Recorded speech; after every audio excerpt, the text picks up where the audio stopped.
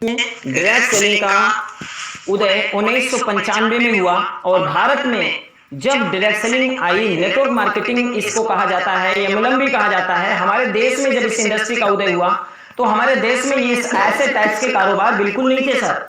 इसका 70 से 75 साल पहले अमेरिका से ये स्टार्टअप करके हमारे देश में, आज से लगभग 55-60 साल पहले हमारे देश में आई। और उस समय इस इंडस्ट्री को साथियों बिल्कुल अनजान था, कोई नहीं जानता था इसको। और ये इंडस्ट्री कोई विदेशी कंपनी हमारे देश में आती है और साल 2 साल 3 साल तक चलती है। लोग उसके माध्यम से काफी हद तक वहां पर लोग इसके बारे में जानते हैं, लेकिन उसके बावजूद पूरे देश में ये समझ नहीं पाते। उसके बावजूद फिर उसके बाद आप लोगों को पता है हमारे देश में एक इंडिया की नंबर 1 जानी मानी कंपनी जिसका नाम आरसीएम है, सन 2000 से स्टार्टअप की। और आप लोगों को पता है कि ये इंडिया की इकलौती एक ऐसी कंपनी है जो पूरी दुनिया में इसका नाम अब आज के टाइम में है। मेरे दोस्तों, आप लोगों को मैं बताना चाहता हूं कि डायरेक्ट सेलिंग इंडस्ट्री हमारे देश में जब आई तो इसका बहुत ज्यादा रिजेक्शन किया गया, बहुत ज्यादा इसका विरोध किया गया, बहुत ज्यादा निगेटिविटी इसमें आई। आप लोगों को पता है कि डायरेक्ट सेलिंग के नाम पर बहुत लूटपाट हुआ, बहुत से लोग स्कैम करने के लिए हमारे देश में आए। इसमें कोई कानून नहीं था, कोई गाइडलाइन नहीं थी, कोई नियम नहीं था, जिसके कारण ये इंडस्ट्री बदनाम की गई। क्योंकि आपको पता है जिसका कोई रूल रेगुलेशन नियम कानून ना हो साथियों तो वहां दुरुपयोग बहुत ज्यादा होता है। मैं आप लोगों को बताना चाहता हूं लगातार इस पर इसके जो भी आईडीएसए और एफडीएसए के जो मेंबर थे, लगातार वर्ल्ड हेल्थ ऑर्गेनाइजेशन और भारत की बड़ी बड़ी जानी मानी एजेंसियां और भारत के आईसीएमआर जैसे लोग भारत में जिस तरीके से काम करते हैं, उनका एक रूल नियम और रेगुलेशन होता है। लेकिन इस इंडस्ट्री का कोई नाम नहीं था, कोई पहचान नहीं था। लेकिन लगातार इनके डिस्ट्रीब्यूटर, इनके सारे पदाधिकारी जितने भी लोग हैं, इन्होंने भारत सरकार से मांग करते रहे। और आप लोगों को बताना चाहते हैं कि इंडस्ट्री लगभग 5 साल तक लगातार अपना काम करती रही, 10 साल तक लगातार काम करती रही, लेकिन इसके बाद कोई किसी का नजर नहीं था। क्योंकि जहां पर सच्चाई भी थी वहीं पर थोड़ी सी इस इंडस्ट्री में बुराई भी बहुत ज्यादा दिखाई दी। क्योंकि आपको पता है सन 2000 से लेकर के सन 2013 तक इस इंडस्ट्री में इतना ज्यादा स्कैम हुआ कि हमारे देश के लोग नेटवर्क मार्केटिंग डायरेक्ट सेलिंग से डरने लगे। लेकिन वो दिन आ गया 9 सितंबर 2016। 9 सितंबर 2016 का वो दिन है। आप सभी लोग देख सकते हैं रामविलास पासवान जी की अगुवाई में, ये उपभोक्ता मंत्रालय की आप साइट पे जाके चेक करिएगा।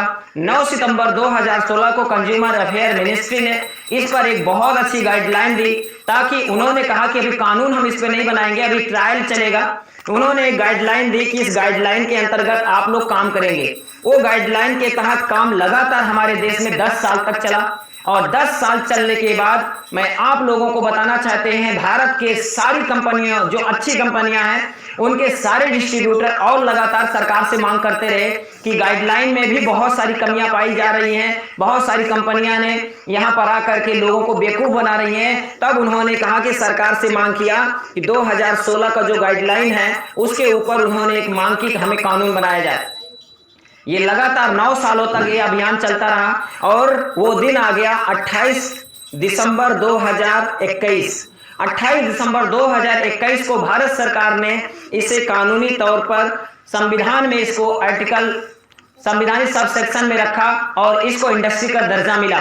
लेकिन अभी भी ये इंडस्ट्री हवा में थी। अभी भी इस इंडस्ट्री में लोगों को भविष्य बनाने में डर इसलिए लगता था क्योंकि हमारे देश में डायरेक्ट सेलिंग तो लीगल था, 1-to-1 प्रोडक्ट डायरेक्ट सेलिंग को प्रमोट किया जा सकता था, लेकिन भारत में ये नेटवर्क बना करके बेचने के लिए इलीगल था। अभी भी 28 दिसंबर 2021 का जो कानून आया था उसमें भी यही लिखा हुआ था कि आप मैन्युफैक्चरिंग करके एक कोई डिस्ट्रीब्यूटर अपने प्रोडक्टों को डायरेक्ट कस्टमर को प्रमोट कर सकता है, अपने प्रोडक्टों को बेच सकता है।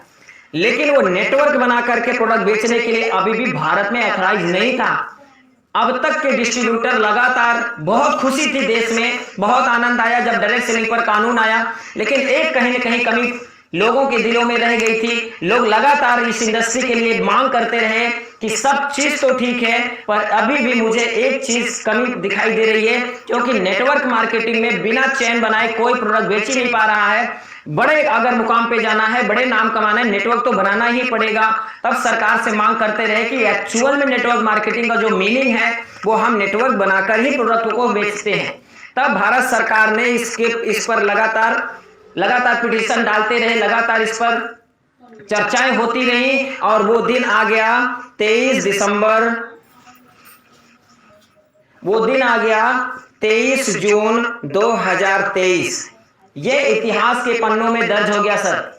आप सभी लोग, जितने लोग मुझे सुन रहे हो, मैं आप लोगों को धन्यवाद करता हूं कि आप नेटवर्क मार्केटिंग यानी डायरेक्ट सेलिंग में हो। आप परमात्मा की नजर में एक बहुत बढ़िया धरती का एक कृति हो, एग्जिस्ट हो, जिसके कारण आप अपनी जिंदगी को लाखों लोगों के लिए दे चुके हो सर। मैं आप लोगों को बताना चाहता हूं 2023 को भारत सरकार ने इसको लीगल स्टेटस का दर्जा दे दिया। ये आप वीडियो में देखिए। SCI ने जताया आभार, इस निर्णय को बताया आत्मनिर्भर भारत की दिशा में बड़ा कदम। Angel Broking is now Angel One. पर क्यों? क्योंकि everyone deserves more speed. Angel One पे क्विक अकाउंट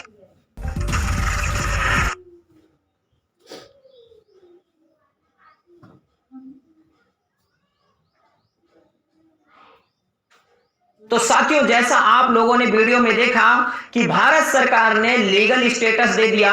मतलब पहले यह था कि आप अपने प्रोडक्टों को किसी कस्टमर को डायरेक्ट बेच सकते हो, लेकिन नेटवर्क बनाना अवैध था। लेकिन अब आप सभी लोगों के लिए ये होली है, त्योहार है और बहुत बड़ा त्योहार है, बहुत बड़ी खुशी का दिन है कि अब हम अपने देश में नेटवर्क बना करके प्रोडक्टों को बेच सकते हैं। साथियों, मैं बताना चाहता हूं कि आज इस इंडस्ट्री में जिसमें आप और हम एंट्री किए हैं सर, हर एक इंडस्ट्री का 3 टाइम होता है, एक नेगेटिव, एक ग्रोथ, एक नॉर्मल। नेगेटिव टाइम 2013 निकल गया, ग्रोथ टाइम 2025 तक, 26-27 तक रहेगा और नॉर्मल टाइम आ जाएगा 30 के बाद। फिर सैचुरेशन होगा हमारे देश में, क्योंकि आपको पता है कोई भी इंडस्ट्री हमारे देश में कदम रखी, एक्साइटेड, एक बार बहुत तेजी के साथ लोग एक्साइटेड होकर के उसमें एंट्री करते हैं, फिर कुछ संख्या उसमें हो जाती है तो वो नॉर्मल फेज में चलने लगता है। ऐसे ही हमारी इंडस्ट्री का अगर सही समय अगर देखा जाए तो यही है। अगर आप अपनी जिंदगी को बनाना चाहते हैं, आप अपने आप को, अपने बच्चों के भविष्य को सुनहरा करना चाहते हैं, आप अपने देश में कुछ योगदान देना चाहते हैं, देश की अर्थव्यवस्था में कुछ कोऑपरेशन करना चाहते हैं, तो यही समय है। आप अपनी जिंदगी बना लीजिए दोस्तों। क्योंकि जून 2023 को जो अभी लीगल स्टेटस सरकार ने दिया, पूरे देश में एक बहुत बढ़िया सर मैसेज गया है। और आपको मैं बताना चाहता हूं, अब तो मंत्रालय में भी डायरेक्ट सेलिंग की चर्चा होने लगी। नेटवर्क मार्केटिंग हमारे देश के लिए कितना बेहतर है, ये मैं आपको दिखाना चाहता हूं। सुनिए एक सांसद के माध्यम से। और ये सारी संस्थाएं आज अगर देश में अपनी पहचान बनाए हुए हैं, आत्मनिर्भरता की कहानी लिख रही हैं, तो इसमें जिनका सबसे बड़ा रोल होता है वो उनके अलग अलग अधिकारी, अलग अलग सदस्य। आप सभी को मैं अभिनंदन करता हूं, प्रणाम करता हूं, नमस्कार करता हूं। मुझे भी ये बात जानकारी में है कि ये डायरेक्ट सेलिंग एंटिटी को लेकर के इस एसोसिएशन के लिए बहुत सारी गाइडलाइन नहीं, जिसके कारण बहुत प्रॉब्लम होती रही होगी। जब कोई गाइडलाइन ही नहीं है तो फिर कितनी समस्याएं हो सकती हैं, ये कहने की बात नहीं है। और ये तब हुआ जब मनोज तिवारी सांसद बन गया था, तो ये बहुत अच्छी बात है हमारे हिस्से में भी। और सबसे अच्छी बात यह है कि तब इसके मंत्री रामविलास पासवान जी थे और मैं उस संस्था का एक सांसद के रूप में, जो उसकी कमेटीज होती है, मैं उसमें सदस्य के रूप में काम देख रहा था। तो इसलिए आपने प्रेम में भी बुला लिया कि मनोज तिवारी को बुलाना है, तो भी मेरा लीगल संबंध भी है, इसलिए मैं यहाँ पे उपस्थित हूँ। बाकी हेम पांडे जी जो उस समय इसके सचिव थे और उन्होंने अपने समय में जो काम किया, आप लोग कितने अच्छे लोग हैं कि जिसने आपके लिए गाइडलाइन बनाने में महत्वपूर्ण भूमिका निभाई, वो उसको आप लोग याद कर रहे हैं, वो मंच पे है, ये आपका बड़प्पन है। आप सबको थैंक यू करता हूँ। एक बात बहुत अच्छी कही अभी हमारे उद्घोषक महोदय ने कि जब कोई भी नियम बनता है तो उसका दुरुपयोग करने वाले भी बहुत लोग हो जाते हैं। अब जैसे मैं एक राजनीतिक दल में हूँ, राजनीतिक दल बहुत हैं, तो बहुतों ने न्याय नहीं किया जनता के साथ। इसमें दोष नियम का नहीं है, इसमें दोष जो डायरेक्ट सेलिंग एंटिटी का नहीं है, इसमें दोष तो उन लोगों का हो सकता है जिनकी सोच में गड़बड़ी थी। बट आज मैं देख रहा हूं, मैं एक बार तो AWPL ने मुझे एक दिन इंदिरा गांधी स्टेडियम में बुलाया था। तो मैं सच बताऊं, मैं सोचा यार मैंने पूछा सब लोग आपके, बोले सब आत्मनिर्भर हैं, सभी अपनी अपनी जगह पे आत्मनिर्भर है। और फिर मैं कई ऐसे लोगों से मिल रहा हूं जो लोग अपना एक्सपीरियंस बताते हैं, और बड़ी समानता है direct selling entity. Social media एक ऐसी जगह जहां दुनिया भर के करोड़ों लोग आपस में कनेक्ट।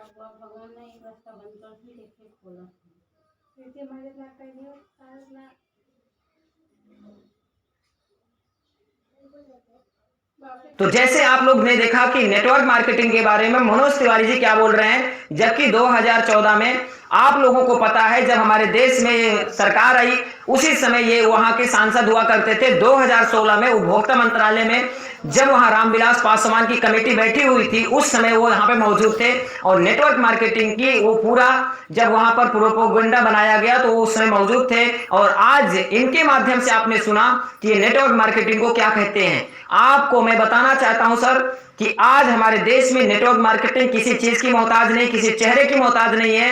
अगर आप अपने बच्चों के भविष्य देखना चाहते हैं किसी और जगह, तो सर आप लोगों को मैं बताना चाहता हूं हमारे देश में नौकरी जा रही है। हमारे देश में कोई भी बिजनेस करने के लिए पूंजी बहुत ज्यादा चाहिए, कंपटीशन फेस करना पड़ेगा। आज हमारे देश में जो नेटवर्क मार्केटिंग, इसका अभी किसी से कोई कंपटीशन नहीं है। 140 करोड़ की आबादी में मात्र अभी 3 करोड़ लोग इसमें इन्वॉल्व हैं। सही समय एंट्री करने का यही है। अगर आज और हम और आप अगर आप इंतजार करते रह गए तो जैसे हर इंडस्ट्री में नॉर्मल फेज आया वैसे इस में भी आने वाला है साथियों। तो मैं आपको बताना चाहता हूं देश का प्रधानमंत्री आज नेटवर्क मार्केटिंग को लेकर के लोकल फॉर वोकल, आत्मनिर्भर, हर व्यक्ति को बोल रहा है startup India, skill India, make in India. अब लगातार वो नारा लगा रहे हैं कि सेल्फ डिपेंड बनो, अपने आत्मनिर्भर बनो। आइए हम सुनते हैं उनकी जुबानी। कोरोना संकट ने हमें local manufacturing, local market, local supply chain, इसका भी महत्व बराबर समझा दिया है। संकट के समय में लोकल ने ही हमारी डिमांड पूरी की है, हमें इस लोकल ने ही बचाया है। लोकल सिर्फ जरूरत नहीं बल्कि हम सबकी जिम्मेदारी है। समय ने हमें सिखाया है कि लोकल को हमें अपना जीवन मंत्र बनाना ही होगा। आपको आज जो ग्लोबल ब्रांड्स लगते हैं वो भी कभी ऐसे ही बिल्कुल लोकल थे, लेकिन जब वहां के लोगों ने उनका इस्तेमाल शुरू किया, उनका प्रचार शुरू किया, उनकी ब्रांडिंग की, उन पर गर्व किया, तो वो प्रोडक्ट्स लोकल से ग्लोबल बन गए। वो प्रोडक्ट्स लोकल से ग्लोबल बन गए। इसलिए आज से हर भारतवासी को अपने लोकल के लिए वोकल बनना है। लोकल के लिए वोकल बनना है, न सिर्फ लोकल तो प्रोडक्ट। जैसे कि आप लोगों ने देखा साथियों कि भारत का जो प्रधानमंत्री है आज भारत में नेटवर्क मार्केटिंग को कितनी तेजी के साथ प्रमोट कर रहे हैं। 2014 के बाद नेटवर्क मार्केटिंग में लगातार जो वर्तमान सरकार है नरेंद्र मोदी जी की, वो लगातार हम लोगों को बढ़ावा दे रहे हैं कि आप सभी लोग हमारे देश का भविष्य हो और हमारे देश का भविष्य आपके हाथों में है। क्योंकि 47 के बाद तक अब तक सरकारें चलाती थी देश को, लेकिन अब भारत का नेटवर्क मार्केटिंग के हिसाब से देश चलने वाला है और लगातार इसमें बदलाव होते जा रहे हैं। तो साथियों आपके पास भी मौका बहुत कम है। यदि जितने लोग मुझे सुन रहे हो, अगर आज आप इस बातों को जिनके माध्यम से वीडियो आपको मिला होगा, मुझे नहीं पता सर, पर एक चीज समझ लेना कि सन 2000 से लेकर के 2023 तक हमारे देश में जो नेटवर्क मार्केटिंग में जो ग्रोथ हो रही है नॉर्मल आदमी से नहीं समझ पाएगा, लेकिन इंडिया का जो बड़ा जो CAGR है आप उसको चेक करिएगा तो 31.9%, मतलब भारत की हर इंडस्ट्रियां नेगेटिव और डाउनफॉल में जा रही हैं, पर नेटवर्क मार्केटिंग जो डायरेक्ट सेलिंग है ये लगातार ग्रोथ करता जा रहा है। और भारत नहीं, पूरे वर्ल्ड के आंकड़े ये बता रहे हैं 2025 और 26 तक की इसका जो टर्नओवर होगा सर वो 64,500 करोड़ का, लगभग लाखों करोड़ का टर्नओवर होने जा रहा है। पर अभी नहीं तो कभी नहीं, बहुत से लोग आज से लगभग 20 साल पहले नेटवर्क मार्केटिंग में बुराई खोजते रहे, आज भी लोग बुराई खोज रहे हैं। धरती पर सही और गलत दोनों चीज हमेशा चलती रहती है सर, पर सही चीजों का चुनाव करें। और अब समय आ गया है डायरेक्ट सेलिंग में काम करने का, तो वक्त बहुत कम है। जो साथी नेटवर्क मार्केटिंग ज्वाइन कर चुके हैं वो आप अपने आप को एक स्प्लेंडर महसूस करिए, एक जॉयफुल महसूस करिए, क्योंकि अब नहीं तो कभी नहीं, क्योंकि देश पूरा डाउनफॉल में है। एक ही रास्ता है, भारत को जो पैसा 84 लाख करोड़ लोग, मात्र 5% लोग पैसे कमा रहे हैं। 84 लाख रुपए 5% लोगों को बट रहा है। बेचने वाले हमारे देश में मात्र 5% लोग हैं और 95% आबादी सिर्फ और सिर्फ यूजर बनकर रह जाती है। और अब उसके लिए कहीं रास्ता नहीं है सर। देश में नौकरी नहीं है, देश में ऑटोमेशन का जमाना है, मशीनें और टेक्नोलॉजी आपके कामों को खत्म करेंगी। और आने वाले टाइम में यदि आप काम अपने मेहनत से करना चाहते हैं, सोच के आप देख लीजिए कि हार्ड वर्क करना चाहेंगे तो काम किसी तरह का नहीं बच पाएगा हमारे देश में। सारा काम स्मार्ट वर्क में जा रहा है, तो अभी से काम करना स्टार्ट करें। आने वाले 2-4 साल के बादों में आपका एक बहुत बड़ा नेटवर्क होगा। और भारत में तो अभी तो आंधी आने वाली है सर, समय बहुत कम है। यदि आप अपने आप को अभी भी अगर रोक के रखे हैं, अगर आप मनमार की कर रहे हैं, तो आप अपने घर के लिए, अपने बच्चों के लिए बहुत बड़ा अभिशाप का कारण बनेंगे। अगर आज समझ गए तो आने वाले कल में आपके बच्चे राज करेंगे। तो बस इस वीडियो में इतना ही बताना चाहते हैं सर कि सन 2000 से लेकर के 2023 तक इस इंडस्ट्री को लगातार प्रमोट किया जा रहा है, ऊपर उठाया जा रहा है। तो जरूर इसके पीछे